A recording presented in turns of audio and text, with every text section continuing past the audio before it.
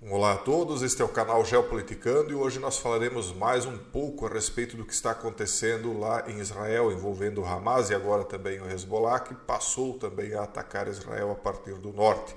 E vamos falar principalmente dessa situação, que está aventada na matéria que vocês estão vendo, dizendo que Netanyahu estaria atraindo os Estados Unidos para uma guerra com o Irã. Será que tudo o que nós estamos vendo é apenas o princípio de algo muito maior? Nós tratamos desse tema e dessa possibilidade na live passada aqui nesse mesmo canal. Lá nós tentamos abarcar outros assuntos também, a economia, a política, a religião, como é que tudo isso se mistura nesse conflito. E hoje nós vamos tentar focar apenas nessa situação do Irã. Essa matéria, evidentemente, está criticando a possibilidade dos Estados Unidos ajudarem Israel numa guerra contra o Irã. Até porque ele já começa demonstrando isso, chamando essa ideia de que o primeiro-ministro de Israel teria de trazer os Estados Unidos para uma guerra ali contra o Irã, de obsessão, ele chama aqui. Ele diz a obsessão persistente do primeiro-ministro israelita com a República Islâmica pode finalmente arrastar os Estados Unidos para outra guerra regional desastrosa. Então veja que ele diz que é desastrosa. Porque na verdade o que nós estamos vendo na Ucrânia, que nós estamos vendo agora começando ali na região do Oriente Médio, todas essas questões dos países africanos, vocês viram todas as revoluções que aconteceram lá dentro, de oposições que derrubaram governos que eram pró-Ocidente, pró-França especificamente, o conflito que está acontecendo lá na Ásia, tudo isso é uma coisa só, na verdade, tudo isso está lá por trás sendo guiado pelas mesmas mentes, de um lado e de outro. E muitas pessoas acham que os Estados Unidos já não deveriam mais se envolver em outros conflitos. Para começar, muitos estão defendendo que os Estados Unidos deveriam abandonar o conflito que está acontecendo na Ucrânia. Lá, inclusive, o país que é hoje dirigido por um primeiro-ministro que, por coincidência, também é um judeu, que seria o senhor Volodymyr Zelensky. O primeiro-ministro israelense Benjamin Netanyahu discursa, então, nessa foto aqui, na 78ª Assembleia Geral das Nações Unidas, e na época ele já explicava, e várias vezes, por vários momentos, ele já explicou a respeito do que ele considera um perigo, tanto para Israel quanto para o mundo ocidental, no caso de se deixar que o Irã adquira armamentos nucleares.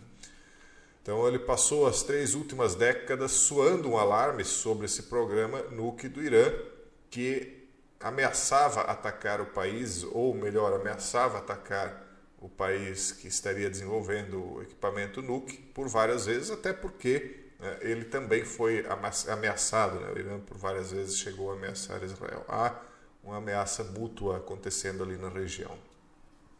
E mais recentemente, em setembro, ele disse num discurso na Assembleia Geral das Nações Unidas que Teherã, no caso a capital do Irã, deve enfrentar uma ameaça nuclear credível antes de seu gabinete corrigir o registro para ameaça militar credível. Após o ataque, isso no sentido de dizer que, olha, se vocês continuarem desenvolvendo esse equipamento nuclear, vocês estão sob ameaça nuclear. Depois eles corrigiram, não era nuclear, era uma questão apenas convencional, de ataque e defesa convencional, no caso, essa palavra aqui. Após o ataque do Hamas agora em 7 de outubro, Netanyahu poderá finalmente, segundo a matéria aqui, ser capaz de agir de acordo com as suas ameaças.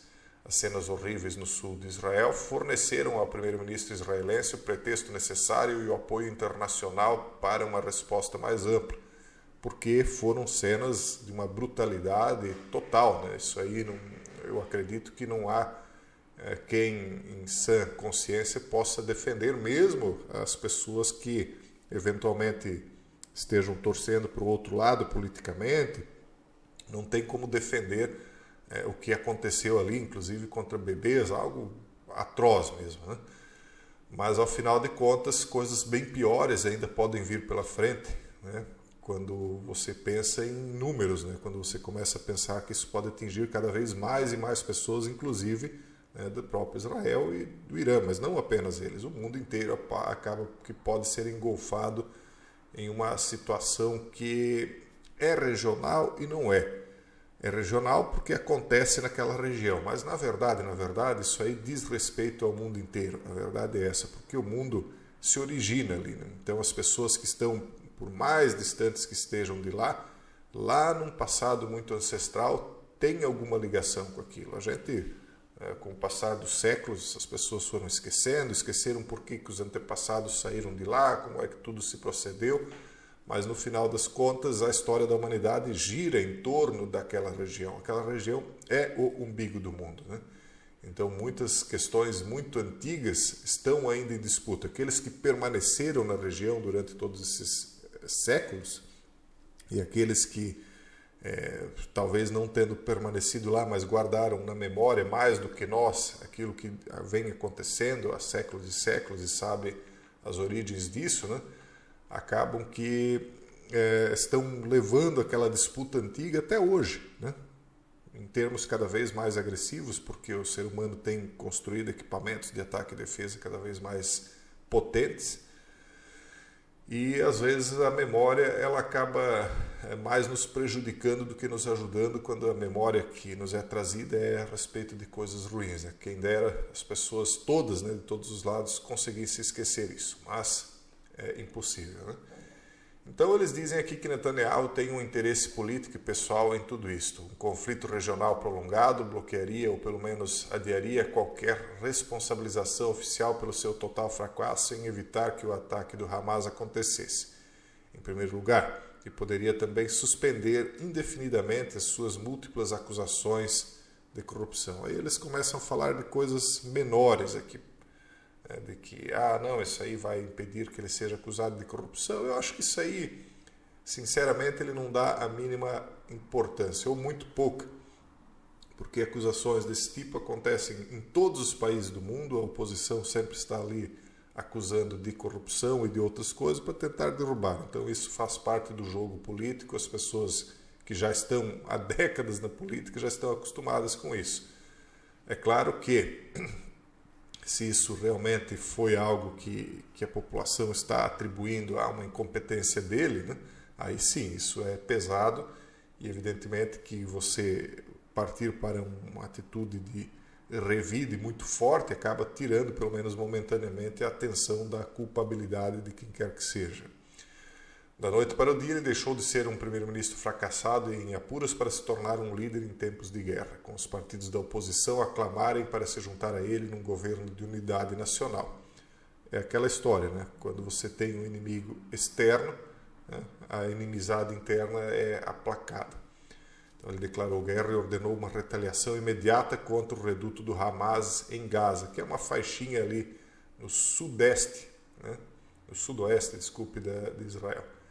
O exército israelita desencadeou uma cruel campanha na superpovoada faixa de Gaza, eliminando mais de 500 e preparando-se para uma potencial invasão terrestre.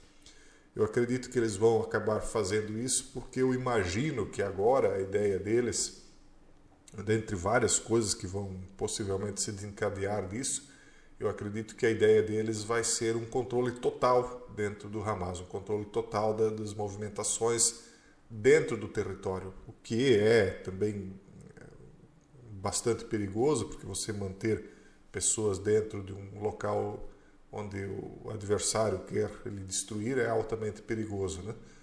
Mas eu acredito que vai ser a atitude que vão tomar agora, né? Vão tentar criar um sistema de controle ainda maior do que o já existente. E a administração do presidente dos Estados Unidos, Joe Biden, foi ainda mais longe, fornecendo agora então a Israel os equipamentos, inclusive despachando o seu porta-aviões mais moderno e sofisticado, Ford, juntamente com a série de destroyers para o Mediterrâneo Oriental e reforçando outras forças estacionadas em Israel.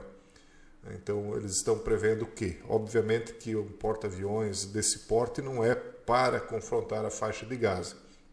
Eles estão prevendo que isso aí pode escalar, ou talvez estão planejando a escalada. Talvez eles estão dizendo, olha, agora nós é que vamos para o ataque, vamos levar isso aí a situações ainda mais complicadas do que está, né? Do que já chegou, porque ao final de contas o ataque partiu primeiro do outro lado e agora talvez eles vão revidar com força, atribuindo culpa a quem eles estão acusando que está dando sustentação ao Hamas, que seria o próprio Irã. Ou talvez estão apenas numa medida preventiva, uma medida de colocar o porta-aviões aí para tentar intimidar qualquer um que queira aproveitar a situação e o momento para atacar Israel com mais força, no caso especificamente o Irã.